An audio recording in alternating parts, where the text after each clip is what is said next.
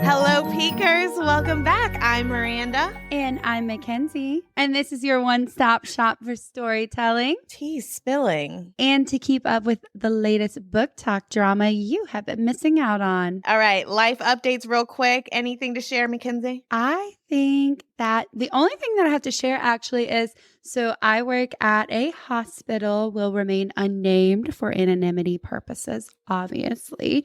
But anyway, I'm doing an internal travel contract as a nurse. And for the summer, basically every 3 to 6 months, they change the unit that I'm on. And now I will be working in a clinic. And so I'll have a set schedule and no weekends, no holidays this summer. So you guys better get ready because you're about to see me a lot on TikTok. Follow us on TikTok, plot.peak. Thank you. Yeah, you're going to be on the next level. You're going to really elevate everything. I feel like having a perfect work-life balance is really elite whenever you have a side hustle. It really is. I feel like my mental health is going to be so much better. And like just planning my week, planning meal prepping, planning out my workouts, planning podcast time, planning social life time will be so much more routine. I'll be able to just do what I need to do to make things just run a lot smoother. But what about you? Do you have any life updates? Yeah, my mom and my sister just came down and visit me here in Chicago. And I came Chicago. But we had terrible weather one day. So we went to this Wonder Museum and then we had like 3 hours before we had like a really nice restaurant reservation to go to. And we sat in the car for 3 hours because we didn't want to walk around in the rain. So that was fun. I could see your mom being like, absolutely not. We're not doing this. Sorry. She was thriving though. No. Was she? It was me. That's so cute. No, because I'm the one who wants to be doing things. The whole time I was like, gosh, I need to be entertaining them. They just came out here. I need to entertain them. And they were just like, I'm fine. But your mom's so cute though. I bet she was just like, it's fine. Yeah. She's like, this is what I do at home. I'm having a great time. She said. All right, so today we are going to be covering chapters 1 through 10 of Sarah J. Maas's Crown of Midnight. And as a reminder, we will be storytelling what's happening. So if you have not read and you do not want spoilers, you have been warned. But if you're here for a little fun tea time, gather around. Quick refresher of where Throne of Glass ended. After Celaena almost died by Cain during the final competition, she was deemed the king's champion. Celaena also ended things with Dorian shortly after he admitted to himself that he was in love with her. Nehemiah saved her life with magic now 2 times. Chaol killed Cain, which was his very first kill. Duke Parrington set up Lady Caltaine and framed her for poisoning Celaena. She is now in the royal dungeons. And the biggest plot twist for me, and we found this from his point of view, is that we learned that the king is very well versed in these word markings, and he has been experimenting on how much control he can take over people with his black rings that he and Duke Parrington both have. Anything to add, Mackenzie? Yeah, that's so crazy. When I was reading Throne of Glass for the first time, I barely picked up on the black rings. And then when I was rereading it, obviously, I think when I was first reading it, I was like, oh my God, I gotta keep going. Like I was so invested in the story that I didn't pick up on these little details, but I feel like you've done a really good job picking up on like a lot of the little details, really? Cain having a black ring, Duke Parrington having a black ring, the king having a black ring, and just like putting all these little pieces together that I don't feel like I put together initially. But yeah, very scary, very crazy. The king is very scary. Yeah, no, I think the only reason why I did pick up on it is because I am annotating as I go. But also they repeated it like 3 times. So I was like, this has to mean something. And we talk about it more going forward. Maybe I'm just an idiot. You might be. You might be. But that's what this show is all for, is the idiots talking to the masses, you know? It's just great entertainment hearing somebody dumb talk. You know what I mean? All right, maybe that's too much. Period. Period. Yes. So funny and relatable. So silly girls. All right. So let's get into I just know this recording is going to be absolutely a tragic. We're going to be like, all of our words are going to be like this on top of each other, but it's fine. It'll be fine. It's not. Yeah, it's fine. We'll see how it happens. In case anyone's wondering, the delay for the remote recording is atrocious. So just know that a lot of editing has come about for this episode to sound how it currently does. So you're welcome. Yes, be appreciative. I'm just kidding. You don't have to be. Obviously, that's like your own interpretation of what you want to appreciate. I'm not trying to push that on you. Okay, let's go ahead and get into this story time. So, when we start the story, we learn that Celaena gets sent off to the king's missions, being the king's champion.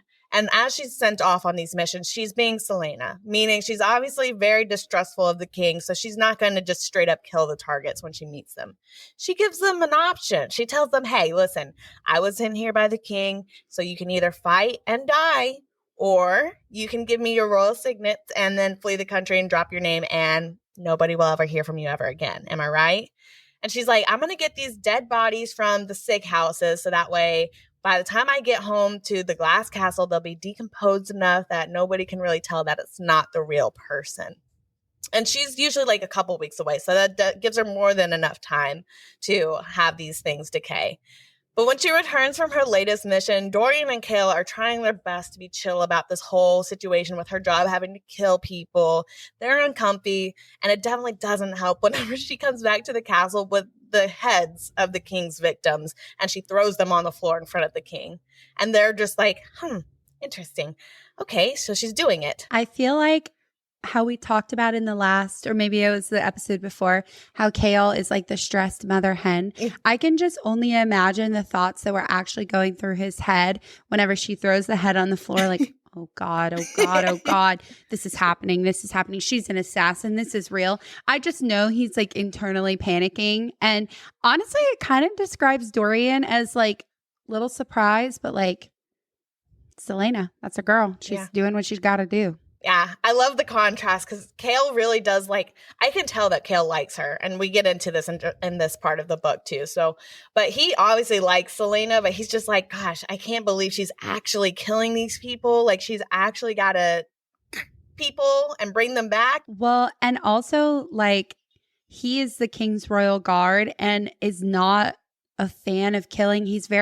I feel like he's not as much of like the macho, like, yes, almost like Cain-esque type guard that you would see, like very like authoritarian, we're in charge, we get shit done, like type thing. He's more of like black and white, this is right and wrong, like regardless, which is crazy because he's still also following the king who's massacred all these people. Like, you think the king is the one authorizing this. Yes, she's doing it, but also like the person that you're serving is authorizing all of this, and yet you're kind of stressed out that the girl you're interested in is doing it. I don't know. I'm surprised that Chaol hasn't had to get his hands more dirty than he has. Like, he hasn't even had a first kill until Cain went down. So I'm like, what is his role as the royal guard anyways? Because the king is definitely doing some messed up stuff. And I would assume that the captain of the royal guard would be the first person to be doing a lot of these things. You would think, but he's acting like he's never got his freaking hands dirty in his life, Mr. Pristine, right and wrong, black and white. Like, chill. You're serving the most like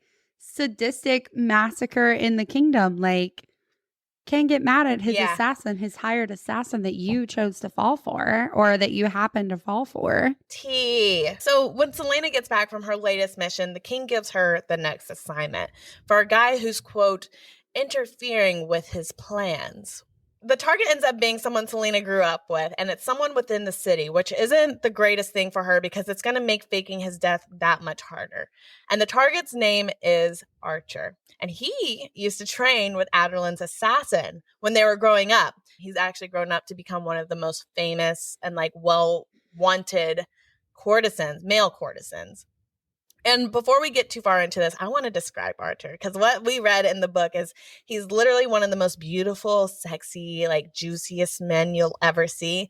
And when I imagine Archer, first thought that it comes into my head is Chris Evans, who plays Captain America. But in a more realistic world, I think it's actually Sam Claflin, the guy who plays Finnick in the Hunger Games. Oh my gosh. I love the Finnick from Hunger Games description. I never really put it together. Like, you know how I don't know what kind of reader you are, but I do imagine faces, but not that well. I'm not that imaginative or descriptive of a reader. But when you put Finnick in Archer's position, it's him. That is It's spot on. him. That It's is him. tea. And Finnick, actually, I think that Finnick, I would probably like lick the ground he walked on. I don't know. I'm obsessed. Yeah, no, like Finnick for me is like an alternative attractive man. Like he is like Captain America, that's like a man to me. But Finnick is like a more feminine, sexy man to me, if that makes sense. And that's how I imagine Archer. Yeah. He's not like very concerned about like social appearances. Like he's just a flirt at heart. Yeah. He'll flirt with whoever he needs to get to, and he knows he's literally hot. Yeah. He knows He knows that it. He is everybody's It's dream true. guy. It's true. So after that meeting, Celaena and Chaol are hanging out as usual. Actually, while we're on it, let's go ahead and talk about what everybody's thinking at this point. Celaena and Chaol have a lot of sexual tension building during this time. Am I right? Or am I just trying to assume things? No, it definitely talks about them giving like the kind of sidelong glances, the Celaena noticing him in his captain's outfit and him noticing the way he's struggling like with how she's an assassin, but all of his feelings are developing and how can he come to terms with it. It's very much building up this like you said, very sexual tension. Yes. Dorian sees it. I see it. Celaena feels it. And Chaol is trying to deny it. Anyways, we see the two of them. They're continuing their usual routine of working out and eating, spending good quality time together. So when Selena's researching in Chaol's room, it's not really much of a surprise. But she's researching Archer and his routines and his locations that he frequently visits. And then she notices that Archer's house is actually pretty close to where Farron is at. So she asks Chaol, she's like, do you know much about Farron? And that's when Chaol spills some tea. He's like, oh, yeah, I've heard about Farron. He's actually dead. And he goes on, he's like, someone from Adelin's assassin had killed Farron last year. And rumor has it, Arobynn ordered that assassin who did it to be spiked on the front gates of Farron's estate, making things even for when the next crime lord comes to rise to his position. And that's not all. Chaol ends up dropping the tea, and he tells her the assassin who killed Farron was Wesley, Arobynn's personal bodyguard, the same man who tried to stop Celaena from sneaking out that night she got captured. For those of you that didn't read Assassin's Blade, I'm sure most of you have caught up with the episodes. For those of you that haven't, Wesley was very much like, Arobynn's personal not bodyguard, but like he was in the Assassin's Guild and he was basically up Arobynn's ass the entire time. And as Celaena was leaving to go kill this crime lord that she assumed killed Sam, she was intercepted by Wesley. Mm-hmm. And Wesley was like, wait, don't you know this is a ... and she knocked him out. But to find out that Wesley killed Farron is a lot of tea. No, because like, why did he feel the need to kill Farron? He's never shown any loyalty to Celaena. He's never shown any loyalty to Sam other than just like basic friends at the guild, but they were not really even friends. No, yeah. I even remember her saying like, I'm pretty sure Wesley wouldn't think twice about killing me if I overstepped my lines against Arobynn. Like she did not feel like he was on her side in the slightest bit. So finding this out was definitely like, that's tea, because why? Do we find that out? Maybe. All right, so Celaena gets a little real with Chaol after like bringing up this conversation of Farron. She tells him about Sam and the night he died by Farron and how she got set up, how she thinks it was Arobynn, and Chaol tells her why he hates Roland. So let's pause real quick. Kenzie, can you explain who Roland is and what did he do to our baby Chaol? Oh, yes, Roland. So basically, Chaol goes into a little story about how Chaol had this girl that he was very much fancying. He fancied her, and they were kind of courting, kind of not. But I feel like Chaol, from what we've seen, once he gets feelings from someone, even like Celaena, he doesn't just turn him off. He's not getting feelings for everybody. But so he has feelings for this girl. And Roland is Dorian Havilard's cousin. And Roland comes in at this time. This was like a couple years ago before Celaena. He rolls in and decides that he thinks it would be funny, like a funny little joke on Chaol, to have him walk in while he is doing some naughty things with this girl that Chaol liked. And so Chaol happens to walk in and see Roland this little douche magoosh fucking the girl that he likes. I don't know where that came from, but it just felt right. I think that's a really good way to describe him, douche magoosh. Should we just call him that for the rest of the time or what? Roland equals douche magoosh. Yes, I feel that's right. Okay, I feel that's right as well. So anyways, long story short is the vibes of Roland is he's shady and we are keeping our eyes on him. But after that late night talking sesh with Celaena and Chaol in his room, Celaena decides, she's like, you know what? I need some fun reading. I need to get out and I just need to read for fun. So I'm going to go make my way down to the royal libraries. And I'm just so excited to see what fun book I'll find until she turns a corner and she finds that fun is definitely not waiting for her. There's some person that's waiting for her, like not waiting for her, but at the end of this hall, he's in like this dark cloak and he turns at her sound and it's giving weird animalistic vibes, sniffing at her in a predatory way. Her necklace from Elena starts to glow, making the creature run at the sight of it. And so does Celaena. Celaena runs in the opposite direction, actually, back to her room. I would too. After all the shady stuff with the word marks, all those champions dying. Yes, we know it was Cain, but I think Celaena knows that Cain was not just doing this out of his own like volition to get all the champions out. Any sign of trouble, I would be like, I think I'm gonna head out. She's like, you know what? I'm gonna head out. That's SpongeBob meme where he gets up, he's like, I'm gonna head out. That's literally her. She does that all the time too, I feel like she's like, oh, okay, well, I've seen what I needed to see and I think I have got enough and I'm going to head on out. Honestly, though, I respect her for that. She's real. not one of those female main characters that I feel like Celaena will do some dumb things. I'll give her that. But also at the same time, like she was trying to find out about the word marks, but she wasn't always like, let me walk into this dark corridor and see what happens. She's kind of real. She's like, I'll explore, but at the first sign of danger, She's like, if I know this battle is something I shouldn't be a part of, then I will tap out when I need to. And I respect that as well. I also feel like Celaena is kind of like that with the supernatural stuff. I feel like she doesn't really fear people. Mm-hmm. Like she's never really like, ugh, this guy looks like he could take me. No, but the supernatural, magic-esque like stuff, she's like, this she's is like, not for me, which I feel out. Like that feels healthy. No, that feels real. It's a good balance. You do need that realistic part of the characters in the story because it's like as much as I love a strong female lead, I also want somebody that I could relate to. And Celaena running from something spooky at the end of the hallway in the dark, that's me. I would be running away as well. Me too. So after that whole encounter, Celaena makes her way back to Elena's tomb. And this is the first time she's back there since the Champions tournament. And she goes down there basically to see if there's any answers, if Elena can give her any answers of what the hell that thing was. And now let's enter Mort. Mort is literally a door knocker. He's very sassy. He tells her that he's been here this whole time. He's like, I could have talked to you, but I just was letting you get adjusted to all the weird things before I started to talk. So she goes to knock on the door to Elena's tomb and he's like, hello. And she almost like pees herself. He's like, hey, I'm Mort. And it's literally so the way Sarah J. Maas, like I've seen pictures of how she imagined Mort, like a door knocker with kind of like a face on it, but like, you know, it's got the little knock, knock, knock part on it and then the actual face. And the face is talking to her. This like metal gold face is talking to her. And she's seen it multiple times, but never really, you know, animated to see it. Yeah. And this little bitch is like, hey, what's up?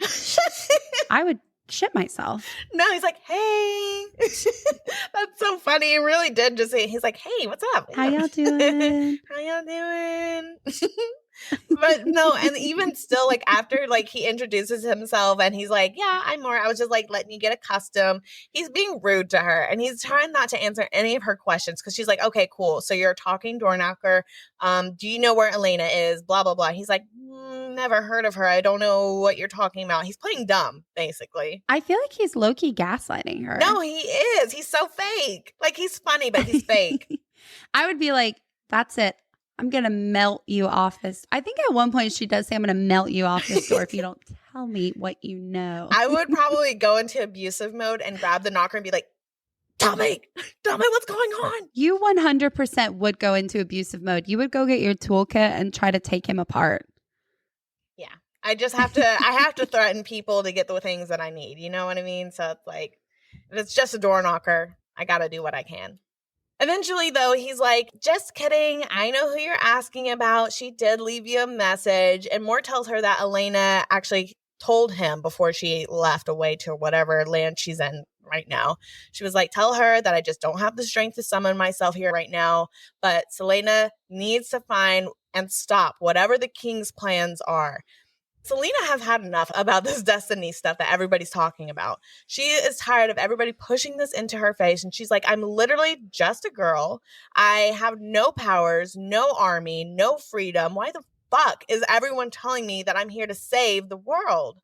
I don't even know what I would do. I would be like, what do you want? Thank you, but no, thank you. you. You're like, do you see me? I literally can't even do anything. I'm just an assassin. Like, I don't know what you expect out of me. But she is also not telling anyone that she's not killing the rebels and the people that are going against the king.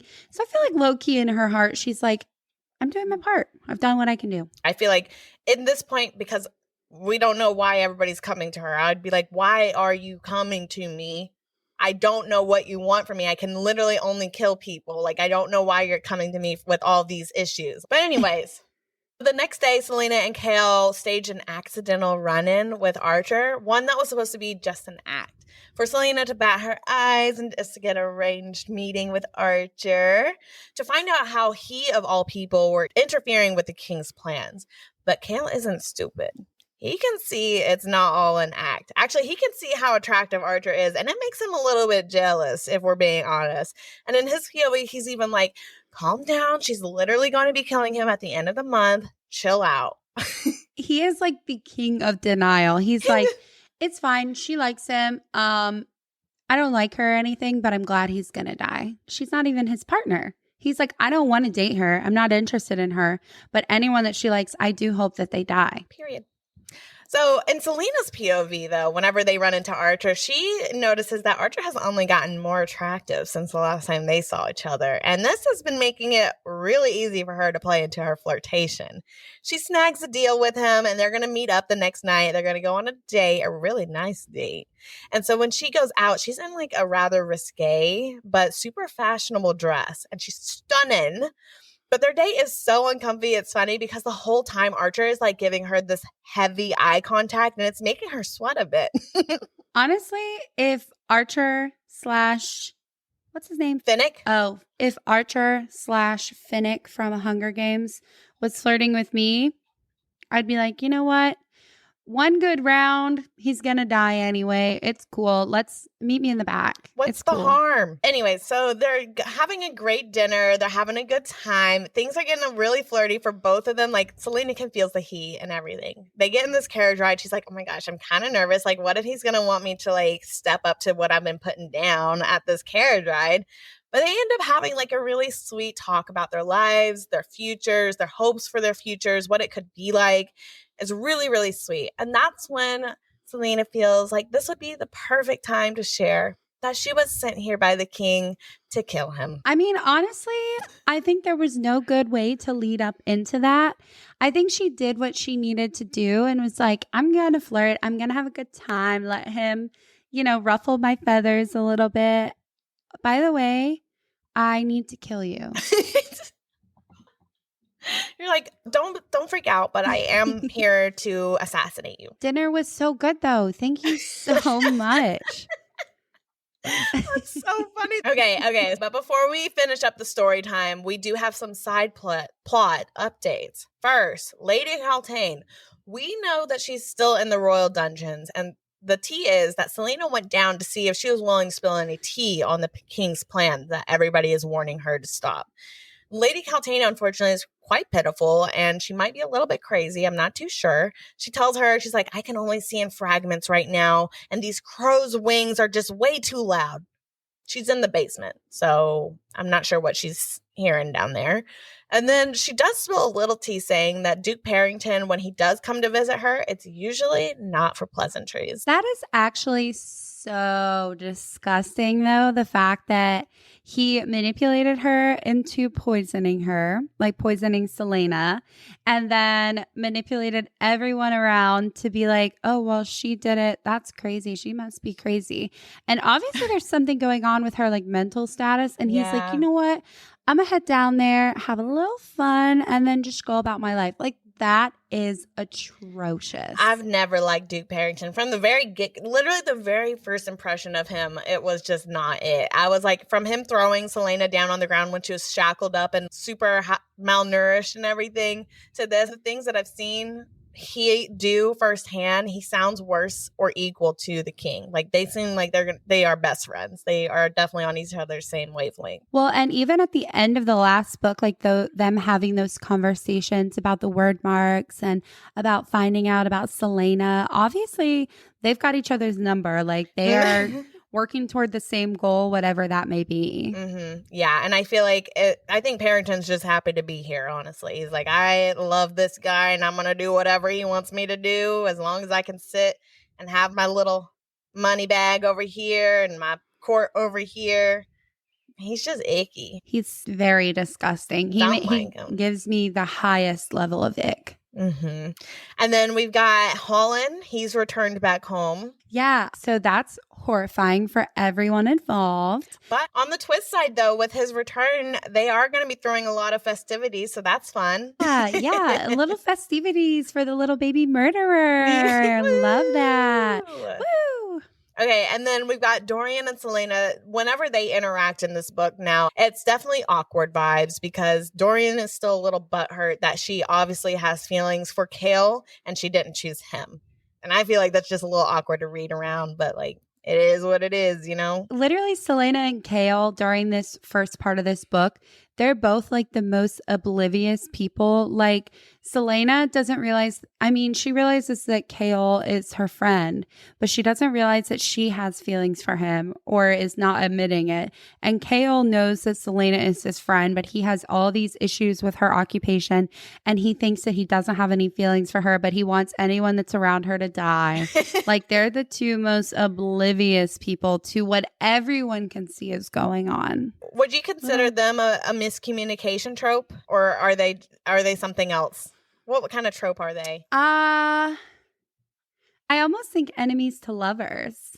But I feel like they were never enemies. I feel like Chaol was just like, I'm here doing my job. I don't know. Chaol was kind of a dick. He was like, you're trash. You're an assassin. Why would I ever speak to you? He was kind of, but he wasn't as much of a dick as the other guys are. Like, the other guards were. The other guards were really mean to Celaena, but Chaol was like, please just stop talking to me. I don't want to talk to you. Like, in a nice way, you know? Maybe it's just me. Maybe that's just my type. I like somebody who's a little mean to me. Maybe. I don't know. There were some times where I feel like Chaol was kind of a dick, but not very long. It didn't take long for him to warm up to her. I don't know if they're like a specific trope. Audience, what do you think? What trope would you give Celaena and Chaol from Throne of Glass to Crown of Midnight? Queen to Crown of Midnight. Yeah. Then we have Celaena is kind of low-key annoyed with Chaol being so concerned about her safety. He's like, I'm just so worried about you. And she's like, please pause real quick. Do you remember that I'm a boss bitch and I can handle myself? Like, you can just mind your business. I'm sorry. Do you remember the head that I brought into the castle? Did you see it roll toward you? I don't know if you remember, but I did that. So why don't you just shut your mouth? She's like, please stop caring about me so much. That could never be me. And then lastly, I just want to go ahead and say I like Archer. He seems really interesting. And it's funny how uncomfy he makes Celaena. Like, he makes everybody uncomfy with just how beautiful he is. And I think that he's going to be a very interesting dynamic to enter with everybody around. Wait, one thing we didn't talk about Archer too is that he's actually a courtesan, and he is employed by Madame Clarice, the same person that Lysandra in Assassin's Blade is employed by. So I feel like that's almost not his profession, but definitely one of his talents is like being flirty, influencing people to like him, using his beauty as a show, being flirty, knowing how to manipulate the crowd. But no, when I'm reading this, I also got butterflies for Archer. I was so uncomfortable. I was like, oh my gosh, he's making me nervous. Like, I'm so scared to be around him right now. If you don't already follow our Instagram, we have opened up our email for you guys, and we want you to submit to us your bookish battles, aka just crazy stories that you feel like should be in a book. And we want you to email that to us. So if you're interested, follow us on our Instagram. You can find our email, and then you can submit to us. And then after we have a certain amount of people submitting, we will read one of your stories for the peekers. But yeah, do you have anything to say on that topic? Oh my gosh, we would love to read your stories. It doesn't have to be crazy, but if there was a story in your life where like, God, this is so weird that this happened to me, or even a friend, like you can submit it anonymously without using names or change the names or whatever. Like if you know of a story from you or a friend or someone you know, send it to our email. We would love to read it. Also, on that note, we also have our subscribe option. We're considering doing Patreon here in the future where we give you more content and things like that, but we currently don't have enough incentive to do it, enough followers, but we would love to give you more content in the future. We don't have many followers, guys, so please come on down, come on in, bring your friends, have a glass of wine, join us. You can choose the amount you want to donate. I think it starts at like $1 a month or something. Anything would be appreciated for us to help be able to make you more content, make this a little bit more of a job for us so that we can give you so much more content than we're giving you now. If you do subscribe, we will be giving you a shout out on the next episode. We can use your name. We can use your anonymous name. We can use that girl who subscribed, that guy who subscribed, and we would appreciate you forever. Okay, Peekers. So that is the end of this week's plot. Next week, come back as we take a peek at Sarah J. Maas's Crown of Midnight, chapters 11 through 19. Be sure to follow us on TikTok and Instagram at plot.peak for both, and for all things plot peak memes and all the crazy stuff we like to get into. Thank you for listening. Bye.